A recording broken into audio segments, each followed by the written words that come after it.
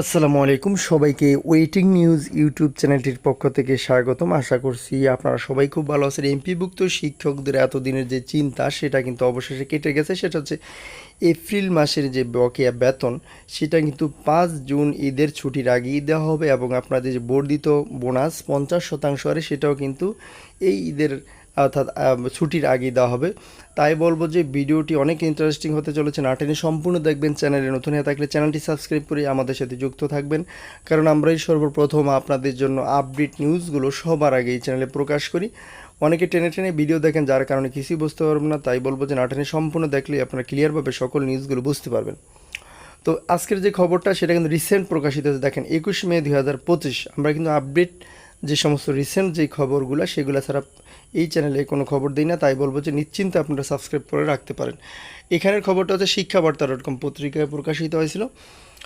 ঈদের ছুটির আগেই বেতন ও বর্ধিত বোনাস পাবেন এমপি ও শিক্ষকরা, এই শিরোনামে কিন্তু এই খবরটি প্রকাশিত হয়েছে। চলেন বিস্তারিত আপনাদেরকে এই খবর নিয়ে যাই।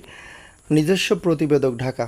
পবিত্র ঈদুল আজহার আগেই বেসরকারি শিক্ষা প্রতিষ্ঠানের এমপিভুক্ত শিক্ষক কর্মচারীরা তাদের বকেয়া বেতন এবং বর্ধিত ঈদ বোনাস পেতে পারেন। মাধ্যমিক ও উচ্চশিক্ষা অধিদপ্তর মাওসি এই তথ্য নিশ্চিত করেছেন, যা শিক্ষকদের মধ্যে স্বস্তি এনেছে। ঈদের আগে কিন্তু আপনারা পাবেন, এটা কিন্তু বলে দিয়েছে। বুধবার 21 মে মাওসি অধিদপ্তর মহাপরিচালক ডিজি অধ্যাপক ডক্টর মোহাম্মদ আজাদ খান জানিয়েছেন, শিক্ষকদের আন্দোলনের পরিপ্রেক্ষিতে ঈদের ছুটি 5 জুন শুরুর আগেই বেতন বোনাস দেওয়ার সিদ্ধান্ত হয়েছে। এপ্রিল মাসের বকেয়া বেতন এবং ঈদুল আজহার বোনাস একসঙ্গে নাও আসতে পারে, তবে বোনাস আগে ছাড় হওয়ার সম্ভাবনা বেশি। দেখেন, আপনারা যেই এপ্রিল মাসের বেতনটা পাবেন সেটা কিন্তু বোনাস এর পরে কিন্তু ছাড় হবে। বোনাসটা আগে হবে 50% হারে, এরপরে কিন্তু আপনারা এপ্রিল মাসের বেতনটা পাবেন। কিন্তু দুটোটাই 5 জুন অর্থাৎ সরকারি ছুটির আগে কিন্তু দেওয়া হবে। এটা কিন্তু টেনশন করবেন না, দুটোটাই অথবা 1 অথবা 2 দিনের আগে পরে হতে পারে। অর্থ মন্ত্রণালয় এমপিভুক্ত শিক্ষকদের ঈদের বোনাস মূল বেতনের 50% হারে বৃদ্ধির প্রস্তাবে অনুমোদন দিয়েছে। ফলে আসন্ন কোরবানির ঈদ থেকে শিক্ষকরা এই বর্ধিত হারে বোনাস পাবেন। তবে আসন্ন ঈদে কর্মচারীরা আগের নিয়মেই বোনাস পেতে পারেন। কর্মচারীরা কিন্তু এই 50% হারে কিন্তু অর্থাৎ উপযুক্ত হবে না। মাধ্যমিক ও উচ্চশিক্ষা অধিদপ্তরের কর্মকর্তারা আরও জানিয়েছেন, ডিসেম্বর থেকে এপ্রিল মাসের বকেয়া বেতনের বিভিন্ন ধাপের সরকারি আদেশ জিও জারি করা হয়েছে, যার মধ্যে বৈশাখী ভাতাও অন্তর্ভুক্ত। শীঘ্রই শিক্ষকরা তাদের বেতন ভাতার টাকা হাতে পাবেন। তো ভিডিওর মাঝখানে বলবো, যারা যারা চ্যানেলটিতে নতুন অর্থাৎ চ্যানেলটি সাবস্ক্রাইব করেনি, প্লিজ চ্যানেলটি সাবস্ক্রাইব করুন, কারণ এরকম নিত্য নতুন আপডেট কিন্তু সবসময় আমরা এই চ্যানেলে আপলোড দিয়ে থাকি।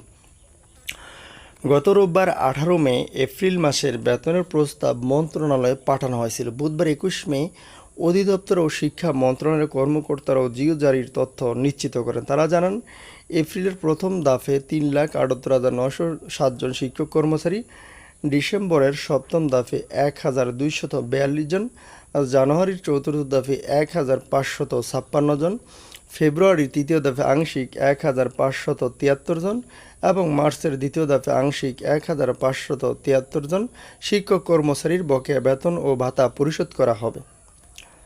উল্লেখ্য, সরকারি কর্মকর্তা কর্মচারীর এপ্রিল মাধ্যমে বেতন ভাতা পেলেও বেসরকারি শিক্ষা প্রতিষ্ঠানে কর্মরত এমপিভুক্ত শিক্ষক কর্মচারীদের বেতন ভাতা এতদিন অ্যানালগ পদ্ধতিতে রাষ্ট্রত 4 ব্যাংকের মাধ্যমে ছাড় হতো। বর্তমানে অনেকেই এপ্রিল মাধ্যমে বেতন পেতে শুরু করলেও ইএমআইএস সেলে কর্মরত প্রকল্পভুক্তদের অবহেলা এবং উপজেলা জেলা শিক্ষা অফিসারদের গাফিলতির কারণে অনেক শিক্ষক ভোগান্তির শিকার হচ্ছেন বলে অভিযোগ রয়েছে। তো আশা করি বুঝতে পেরেছেন। পরবর্তী নিউজ দেখার আমন্ত্রণ জানিয়ে এই পর্যন্ত শেষ করছি। আসসালামু আলাইকুম।